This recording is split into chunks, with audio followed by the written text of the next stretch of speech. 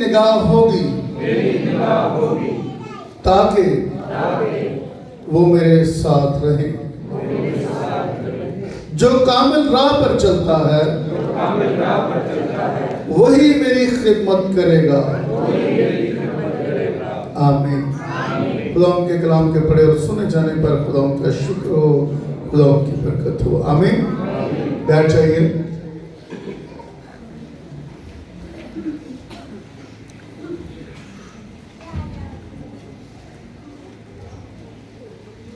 Hallelujah. हमारे दरम्यान अगर कोई मेहमान आया है, कोई मेहमान आया है आज, अगर कोई हमारे दरम्यान मेहमान आए तो वो अपना हाथ जरा ऊंचा कर दें। 2024 का पहला महीना हमारा पहला सबक था, आओ खुदावंद के साथ ईमानदारी से, किसके साथ? किसके साथ? खुदावंद के साथ, खुदा के साथ। कैसे चलना है? ईमानदारी से चलना है। कैसे चलना है? कैसे चलना है? ईमानदारी। तो फिर मिलेगा क्या? अगर हम एक बात याद रखें कि ईमानदारी हमें खुदा के पास खींच के लिए आती है। अगर हम खुदा के साथ ईमानदार होंगे तो फिर इसका अजर क्या मिलेगा? सोना और चांदी नहीं। खुदा ने फरमाया मुल्क के ईमानदारों पर मेरी निगाह होगी ताकि वो मेरे साथ रहे। ताकि वो मेरे खुदा दिए क्या रहा है आपको? अगर आप खुदा के साथ ईमानदारी करेंगे, अगर हम सब खुदा को ईमानदारी देंगे, ध्यानदारी से चलेंगे, तो बदले में खुदा हमें हमारे साथ क्या करेगा? लिखा है ताकि वो मेरे साथ रहें। यानी खुदा अपनी हुजूरी देगा। इसके लिए इंग्लिश में एक लफ्ज इस्तेमाल हुआ है, ड्वेल, साथ रहना। और इसका मतलब है कि रहाइश रखना, इकट्ठे एक ही घर में रहना, साथ रहना। और फिर इसका मतलब है कि सिर्फ बदनी तौर पे साथ नहीं, ज़हनी हम आंगी के तौर पे साथ। जो मेरा ख्याल वो तेरा ख्याल, और जो तेरा ख्याल वो मेरा ख्याल। ऐसे खुदा कहता है कि मैं उनके साथ रहूंगा जो मेरे साथ, जो मुल्क में ईमानदार हैं, जो दयानतदारी करते हैं, जिनका ईमान पुख्ता है, जो दाएं बाएं नहीं होते। और अजीजों, शुरू में जब खुदा ने आदम और हवा को पैदा किया तो कलाम में लिखा है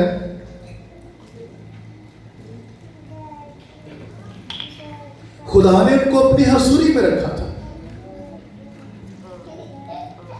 जहां खुदा ने उनको रखा, कलाम लिखे कि ठंडे वक्त में खुदा आदम और हवा के पास आता और उनसे बातें करता था। जब तक आदम और हवा खुदा के साथ ध्यानदार रहे, खुदा उन्हें अपनी रफाकत देता रहा, खुदा उनके साथ रहता था, खुदा उनके साथ बातें करता था, जब तक वो खुदा के साथ ध्यानदार रहे। लेकिन जब आदम और हवा ने ध्यानदारी छोड़ दी, तो फिर खुदा भी वैसा न रहा। आदम और हवा ने क्या किया? बजाय इसके कि वो खुदा के कलाम पर ही ध्यान रखते,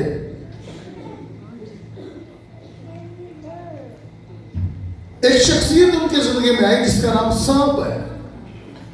और कलाम में लिखे कि सांप कुल दश्ती जानवरों में चालाक था,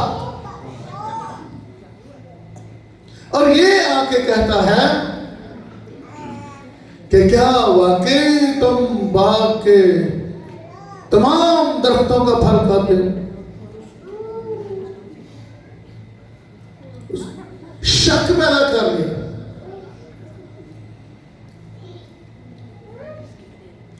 हवा ने कहा हाँ, सारे दरख्तों का खाते हैं, पर एक दरख्त का फल हम नहीं खाते, क्योंकि हमारे खुदा ने यह फरमाया है कि जिस रोज तुम उस फल का, उस दरख्त का फल खाओगे तो मर जाओ, तुम जिंदा नहीं रहोगे। ये ख्याल खुदा का ख्याल है, ये सोच, ये कलाम खुदा का है। अब सांप क्या सोच दे रहा है? कहता नहीं, ऐसा नहीं है। खुदा जानता है जिस रोज तुमने वो फल खाया जो बाग के बीच में दरख्त है, उसका फल खाया, जिसका नाम नेको बद की पहचान का दरख्त है। खुदा जानता है। अब वो साबित क्या कर रहा है कि खुदा ने तुमसे झूठ बोला है, अपने आप को सच्चा कह रहा है, और फिर ये कह रहा है मैं तुम्हारे फायदे की बात कर रहा हूं। तुम्हारा फायदा किसमें है? तुम्हें मिलेगा क्या? तुम्हें अक्ल मिल जाएगी, तुम्हारी आंखें खुल जाएंगी, तुम्हारा जहन रोशन हो जाएगा, तुम खुदा की मानद हो जाओगे। जैसे ही हवा ने सोच तब्दील कर ली है अपनी, वैसे ही जब उसने उस दरख्त के फल को देखा है तो उसे देखने में अच्छा लगा। हालांकि हो सकता है उस दरख्त के पास वो पहले भी बहुत दफा गए हों, उसके पास से गुजरे होंगे, उस फल को देखा होगा, लेकिन उस फल में कोई अट्रैक्शन नहीं थी, कोई खिंचाव नहीं था, वो फल इनको खींचता नहीं था, एक अच्छा नहीं लगता था, एक खूबसूरत नहीं लगता था। लेकिन आज जब जहन बदला, जब सोच बदली, तो वही फल हवा को अच्छा लगना शुरू हो गया। लिखा है वो फल देखने में खुशनुमा।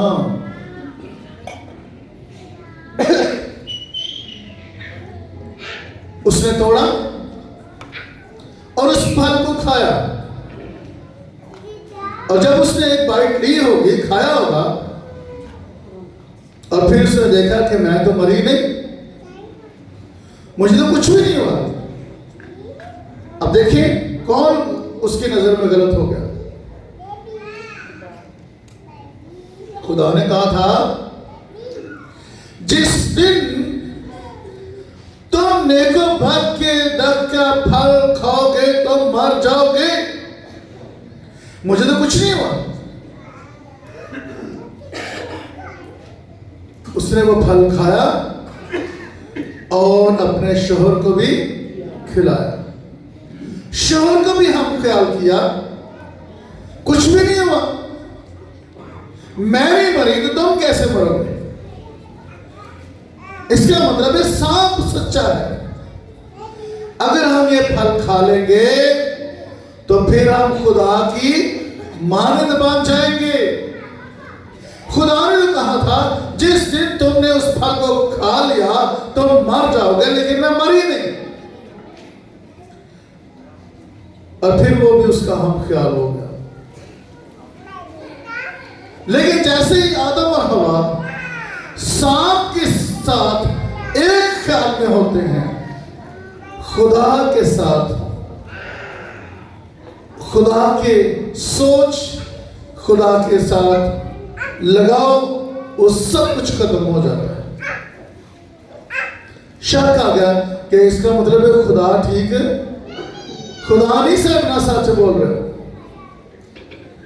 लेकिन दर हकीकत इन्हें नहीं पता कि ये खुद अब झूठ की तरफ चले गए। जब ये बदल गए तो खुदा भी बदल गया। फिर खुदा ने इनको निकाल बाहर किया, बागे अदम में अपने हजूरी से निकाल दिया। लेकिन अजीजों, बाइबल मुकद्दस में हम देखते हैं जहां जहां इंसान खुदा के साथ दयानतदारी से चलता है, जहां जहां इंसान खुदा के साथ ईमानदारी के साथ चलता है, वहां वहां खुदा अपने बंदा को बरकत देता है। और सबसे बड़ी बरकत जो है वो खुदा अपने उस शख्स को हसूरी देता है,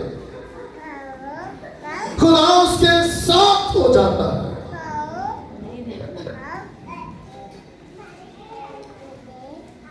आज फरवरी शुरू हो चुका है, 2024 का दूसरा महीना शुरू हो गया। फरवरी का सबक याद करें, वो है कि आओ खुदावन के साथ अपनी रफाकत बढ़ाएं, खुदावन के साथ अपनी रफाकत बढ़ाएं। खुदावन तो चाहता है ताकि वो मेरे साथ रहे, फिर हम भी उसके साथ रहने के लिए दयानतदारी से चलें, ईमानदारी से चलें। एक शख्स के बारे में हम देखते हैं जिसका नाम दानियल है। जिसका नाम क्या है? और दानियल के बारे में पता चलता है, दानियल छठा बाब, कि ये बंदा दिन में 3 बार अपने घर जाता है। अगर हम छठा बात और उसकी 10वीं देखें तो लिखा, जब दानियल ने मालूम किया कि उस नविश्ता पर दस्तखत हो गए तो अपने घर में आया और उसकी कोठरी का दरीचा यरूशलेम की तरफ खुला था। वो दिन में 3 मरतबा, कितनी मरतबा? 3 मरतबा हस्बे मामूल घुटने टेक कर खुदा के हुजूर दुआ और उसकी शुक्रगुजारी करता रहा। हस्बे मामूल का मतलब है कि जब उसके खिलाफ साजिश नहीं हुई थी तब भी दानियल की आदत यही थी कि दानियल अपने खुदा के हुजूर दिन में कितनी बार? 3 बार 120 सुबह का नाज़म है। ये बता कितनी मसरूफियत होगी इस बंदे की, फिर भी खुदा के लिए वक्त निकाल रहा है। खुदा के लिए वक्त निकाल रहा है। आज हम कितना के वक्त खुदा के लिए देते हैं? अपनी जिंदगी में गौर करें। हम ये चाहते हैं मुझे खुदा की रफाकत मिले, खुदा मेरे साथ हो, खुदा मेरी जिंदगी में जो चैलेंजेस आए वो पहाड़ मैदान हो जाए, जो पहाड़ मेरी मुश्किल हालात, दुख, परेशानी, जो कुछ भी, जो पहाड़ भी जिंदगी का मेरे सामने आए, जैसे मैं नजदीक जाऊं वो मैदान हो जाए। पर कैसे हो जाए? ये शख्स हस्बे मामूल दिन में आप कितनी बार, मैं कितनी बार हम दुआ में बैठते हैं और कितने टाइम के लिए बैठते हैं, कितनी रफाकत हम खुदा के साथ करते हैं।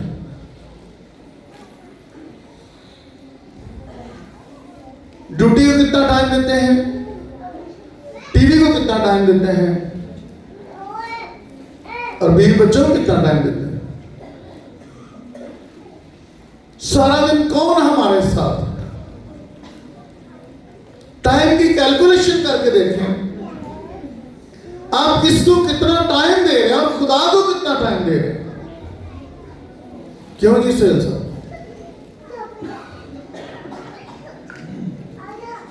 चैलेंजेस हर इंसान की जिंदगी में आएंगे, पहाड़, दुख, बीमारी हर इंसान की जिंदगी में आएगी, मुखालफत हर इंसान की जिंदगी में आएगी।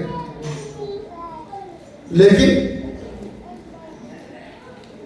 इस तरह नहीं होता जिस तरह दानियल के साथ हुआ, पर इस तरह कोई और भी नहीं करता जैसे दानियल कर रहा है। क्यों जी सैमुअल साहब? टाइम ही नहीं। हर इतवार को मैं मैसेज के दौरान भी बताता हूं कि हफ्ते की रात को कितने बजे दुआ होती है? कितने बजे? कितने लोग होते हैं? अपने घरों में सारे होते हैं। सुबह कितनी दुआ हो रही है, दोपहर को कितनी दुआ हो रही है, रात को कितनी दुआ हो रही है। आप अपने घर में ही करें, कितनी दुआ कर रहे हैं। हालात कैसे बदलेंगे? लिखा है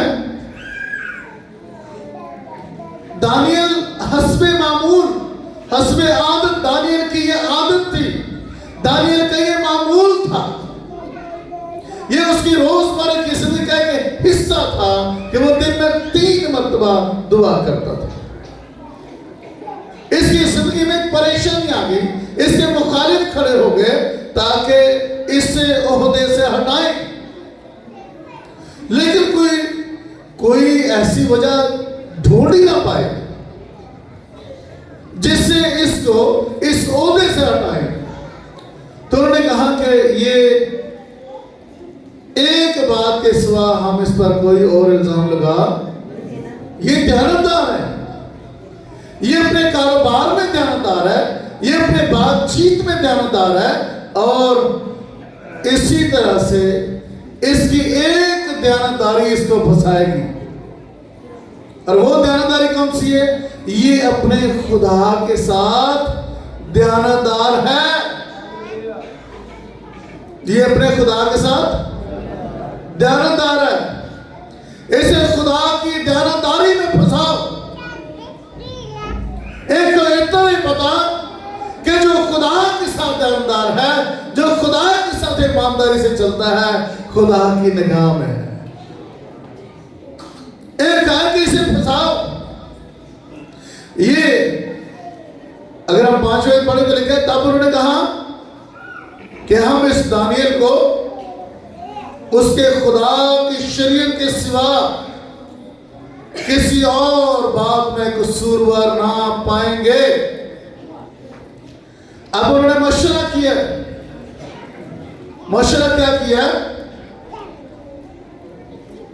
उन्होंने एक मशवरा ये किया कि ममलकत के तमाम वजीरों, हाकिमों, नाज़िमों, मुशीरों, सरदारों ने वहां मशवरा की कि एक खुसरवाना आइन मुकर्रर करें और एक इम्तनाई हुक्म जारी फरमाया करे ताकि आप बादशाह 30 रोज तक जो कोई तेरे सिवा किसी माबूद या आदमी से कोई दरख्वास्त करे शेरों की मांद में डाल दिया जाए।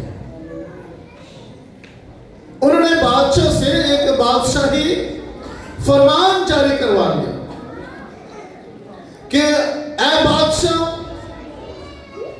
तमाम मुल्क के लोग, वजीर, मुशीर जो भी हैं, तेरे अलावा और किसी से दरख्वास्त नहीं करेंगे। अब उन्हें यह पता है कि दानियल एक ऐसा शख्स है जो दिन में 3 बार अपने खुदा के हुजूर जाता है। कहते दानियल के खुदा के साथ दयानतदारी ही इसे फंसाएगी। और ऐसे ही हुआ। तब ये लोग जमा हुए और देखा दानियल अपने खुदा के हुजूर दुआ और इल्तमास कर रहा है। दानियल ने अपना मामूल खराब नहीं किया। दानियल ने अपने खुदा से दयानतदारी खराब नहीं की। उसे पता चल चुका है कि बादशाह के अलावा किसी और से दुआ करने की सजा शेरों की मांग में डाला जाना है। लेकिन दानियल का ईमान है। दानियल का ये ईमान है कि वो जिंदा खुदा की इबादत करता रहेगा। और फिर दानियल पकड़ा गया दुआ करते हुए। दानियल को शेरों की मांग में डालने से पहले बादशाह ये कहता है, दानियल 6 बाब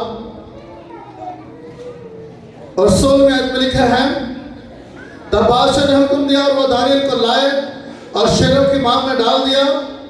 पर बादशाह ने दानियल से कहा, तेरा खुदा जिसकी तू हमेशा इबादत करता है, तेरा खुदा जिसकी तू हमेशा क्या करता है? क्या करता है? इबादत तो करता है, पर कैसे? ध्यानदारी के साथ। हम इबादत करते हैं पर कैसे? बदन चर्च में है, ख्यालात कहीं और है। कारोबार में चर्च के बाद क्या क्या करना है, दुनिया के मामला, रिश्तेदारी, दीगर मामला, लेट आना और जल्दी जाना। क्योंकि खुदा यीशु मसीह ने फरमाया, जहां तेरा माल है वहां तेरा दिल भी, दिल कहीं और लगा है। ध्यानदारी से बात कैसे? और अगर ध्यानदारी से बात नहीं तो फिर हमारे सामने जो बहाल आते हैं वो फिर ऐसे हटते भी नहीं।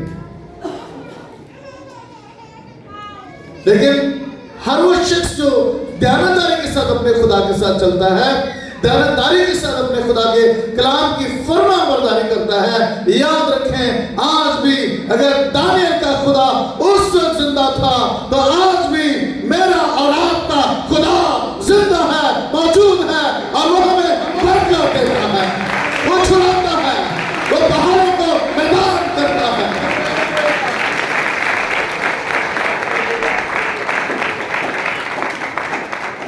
आज भी जो ध्यानदारी के साथ चलता है फिर खुदा उसके साथ है। बादशाह कहता है, तेरा खुदा जिसकी तू इबादत करता है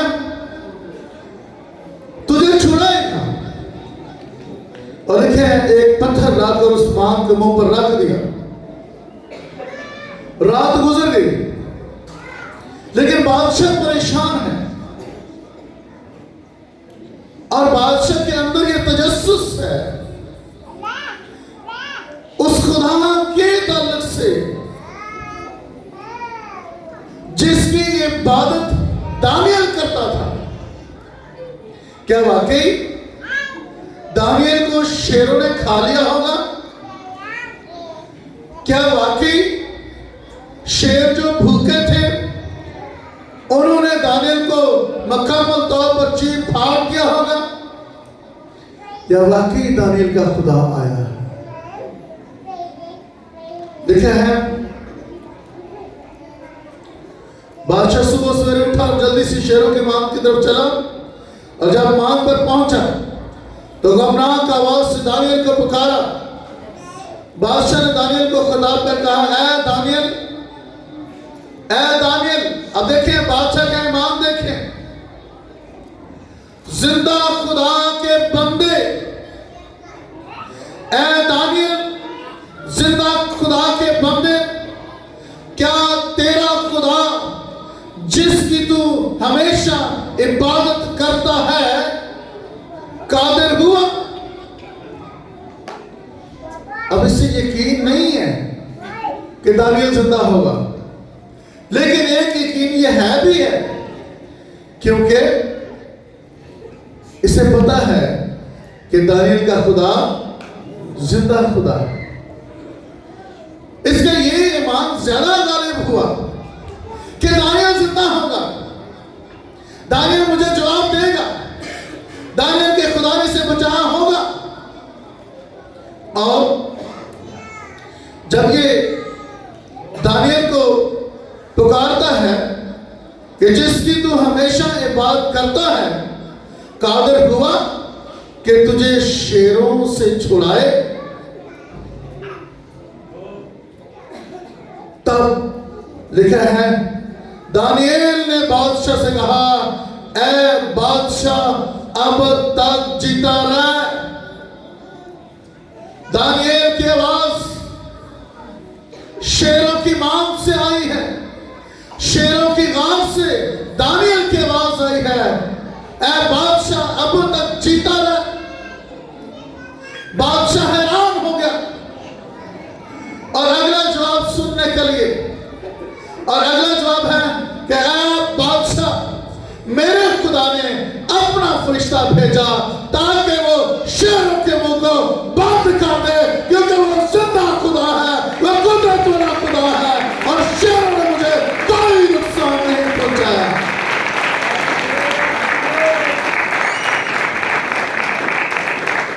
जो ज्ञानकारी से अपने खुदा की बात करता है, खुदा शेरों के मुंह को भी बंद कर देता है। नए अहदनामे में, नए अहदनामे में जब तक यीशु अपने शागिर्दों के साथ रहा, यीशु ने अपने शागिर्दों को बदरूहें निकालने के लिए भेजा, बीमारों को शिफा देने के लिए भेजा। और जब यीशु मसीह जैतून के पहाड़ से अपने शागिर्दों से जुदा हो गए, आसमान पर उठा लिए गए और ये फरमाया कि उस वक्त तक इसी शहर में ठहरे रहो जब तक तुम्हें कुव्वत का लिबास।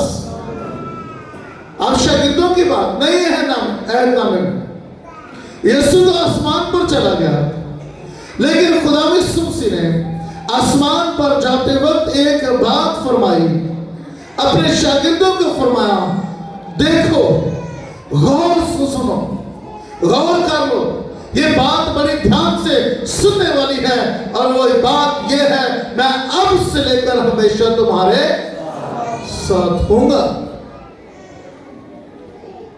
पतरस और यूहन्ना रूह से भर गए और सूरह के माल 3 बाब में लिखा है, पतरस और यूहन्ना दुआ के वक्त, कौन से वक्त, कौन से वक्त, दुआ के वक्त कहां जा रहे थे? हैकल में जा रहे हैं। कौन सा पहर है ये? तीसरा पहर। पतरस और यूहन्ना दुआ के वक्त, ये नहीं, कौन से वक्त? तीसरे पहर हैकल को जा रहे थे। अब ये दोनों तो अकेले हैं, और जब ये जा रहे हैं तो लिखा है कि एक शख्स उन्होंने देखा और लोग एक जन्म के लंगड़े को ला रहे थे, जिसको हर रोज हैकल को उस दरवाजा पर बिठाते थे जो खूबसूरत कहलाता है, ताकि हैकल में जाने वालों में से भीख मांगे। जब उसने पतरस और यूहन्ना को हैकल में जाते देखा तो उनसे भीख मांगी। पतरस और यूहन्ना ने उस पर गौर से नजर की और पतरस ने कहा, हमारी तरफ देख। वो उनसे कुछ मिलने की उम्मीद पर उनकी तरफ मतवज्जो हुआ, उनकी तरफ मतवज्जो। आप जरा गौर करें, ये जो जन्म का लंगड़ा है ये भीख चाहता है। लिखा है कि इसे कुछ उम्मीद थी कि इनसे कुछ मिलेगा, क्योंकि उन्होंने कहा कि हमारी तरफ देख। और जब जन्म के लंगड़े ने उनकी तरफ देखा तो पतरस ने कहा, सोना और चांदी तो मेरे पास है नहीं, सोना और चांदी तो मेरे पास, मगर है क्या पास? सोना चांदी भी नहीं है। पतरस और यूहन्ना है, इनके पास और क्या है?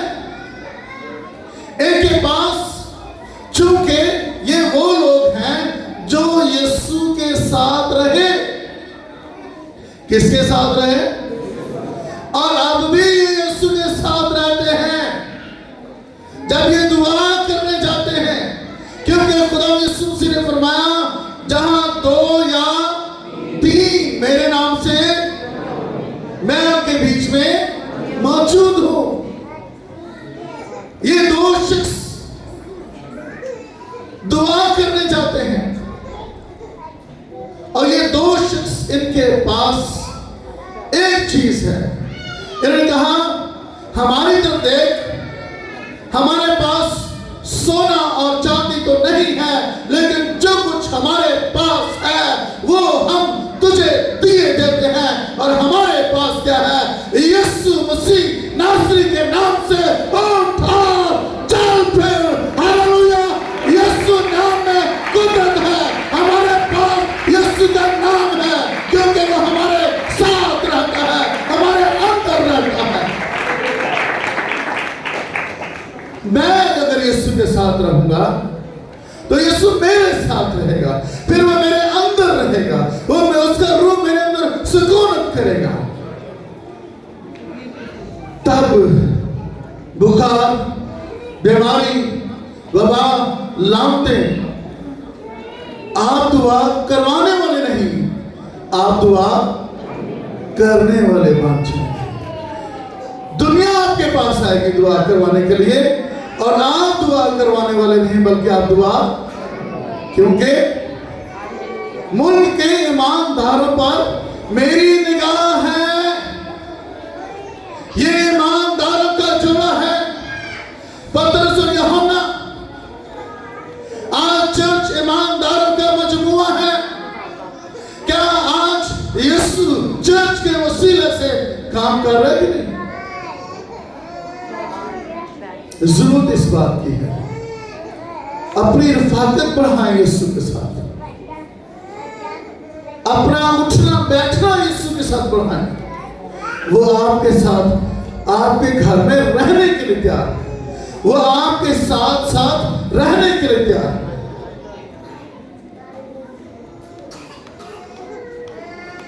इन्होंने फिर जरा गौर करें, आप जहां भी जाएंगे फिर आपको लंबी दुआएं करने की जरूरत नहीं, क्योंकि यीशु आपके साथ है।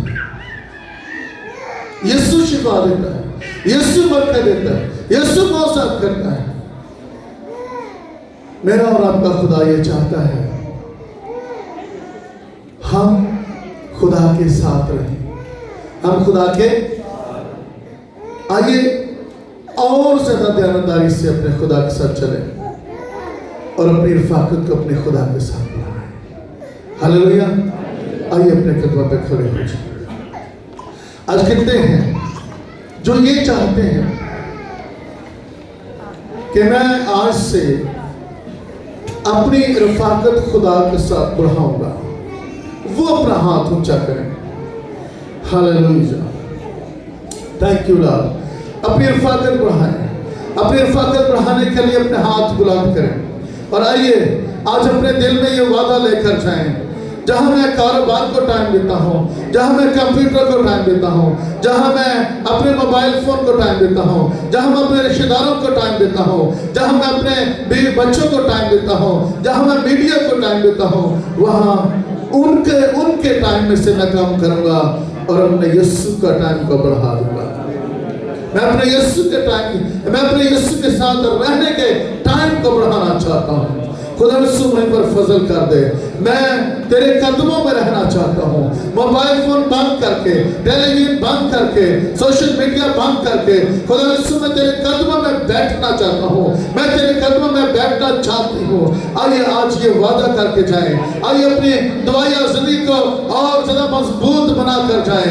आइए आज वादा करके जाएं, खुदा यीशु मैं तेरे कदमों में बैठूंगा। मेरा वक्त मैं और वक्त बढ़ाना चाहता हूँ। मेरे दुआ का वक्त बढ़ा दे खुदा यीशु। Hallelujah, hallelujah. दुआ करना शुरू करें, मांगिए खुदा से।